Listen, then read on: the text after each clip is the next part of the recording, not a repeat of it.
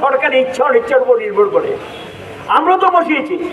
প্রথম যেটা আমি জিজ্ঞাসা করব, গত অর্ডারটা উপর বিস্ফোরা ওই স্মার্ট মিটার আপনারা লক্ষ্য করবেন, এখানেও বিজেপি শাসন, কিন্তু এই বিজেপি দলের নেতারা বিদ্যুতের দাম অস্বাভাবিক হারে আবারও বাড়িয়ে দিয়েছেন।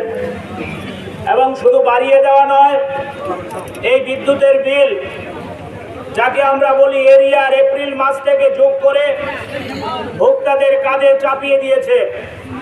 পাশাপাশি জনবিরোধী এই বিজেপি সরকার আমাদের রাজ্যের যে লাইন গ্যাস, যেটাকে আমরা বলি সিএনজি এবং পিএনজি, আমাদের রাজ্যের এই সময়ের খুবই গুরুত্বপূর্ণ বিষয়।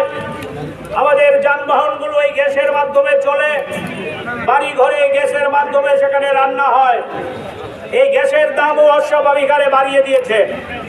জনবিরোধী এই সিদ্ধান্তের প্রতিবাদে সিপিআইএম পশ্চিম ত্রিপুরা জেলা কমিটির আহ্বানে আজকের এই সভায় প্রধান আলোচক হিসেবে উপস্থিত আছেন আমাদের রাজ্যের প্রাক্তন বিদ্যুৎ মন্ত্রী এবং পার্টির কেন্দ্রীয় কমিটির অন্যতম সদস্য মানিক দে সহ অন্যান্য নেতৃবর্গ। আমি এখানে আপনাদের কাছে এই বিক্ষোভ সভা থেকে এখানে জানান দিতে চাই, আপনারা লক্ষ্য করেছেন আমাদের রাজ্যে 2018 সালের 3রা মার্চের পর বিজেপি সরকার প্রতিষ্ঠিত হওয়ার পর একের পর এক মানুষের উপর বিভিন্নভাবে আক্রমণ নামিয়ে আনছে। কখনো পেট্রোলের উপর সেচ বসানো, কখনো ডিজেলের উপর রোড সেচ বসানো, কখনো বিদ্যুতের বিল বারবার বাড়িয়ে দেওয়া। আজকেও আপনারা খবরের কাগজে দেখবেন 7 বছরের অধিক হয়েছে এই সরকার। এই 7 বছরে আমাদের বিদ্যুতের যে দাম, সেই বিদ্যুতের দাম প্রায় দ্বিগুণ হারে বাড়িয়ে দিয়েছে রাজ্যের সরকার।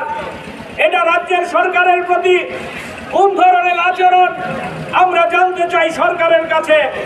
অথচ এই সরকারি প্রতিদিন খবরের কাগজের মাধ্যমে বিজ্ঞাপন দিয়ে, ফ্লেক্সের মাধ্যমে বিজ্ঞাপন দিয়ে, সবকা সাথ সবকা বিকাশের স্লোগান দিয়ে, ডাবল ইঞ্জিনের স্লোগান দিয়ে মানুষকে বিভ্রান্ত করতে চায়।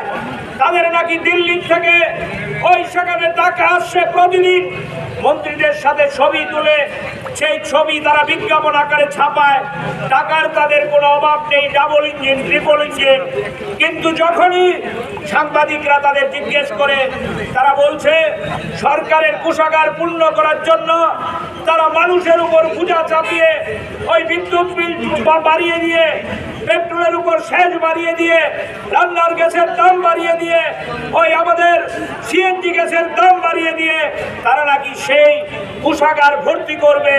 মানুষের কাছে তারা বিভ্রান্ত করার জন্য সাংবাদিকদের ডেকে সেখানে কথা বলার চেষ্টা করে। কিন্তু আমরা লক্ষ্য করছি এই বিজেপি সরকার ক্ষমতায় বসার পর তারা স্লোগান দিয়েছিল, ক্ষমতায় আসার আগে তারা স্লোগান দিয়েছিল আমাদের বামফ্রন্ট রাজ্যে সরকারে ছিল দীর্ঘদিন। আপনারা জানেন আমাদের গত 23 সালের নির্বাচনে আমাদের বামফ্রন্ট যখন ইস্তাহার দিয়েছিল, সেই ইস্তাহারের মধ্যে বলেছিল আমরা যদি সরকারে আসি 50 ইউনিট করে বিদ্যুৎ ফ্রি দেব। ওই ভিশন ডকুমেন্টের মধ্যে বিজেপি সরকার বারবার বলার চেষ্টা করেছিল তারা যদি সরকারে আসে তাহলে মানুষের উপর কোনো বোঝা চাপাবে না।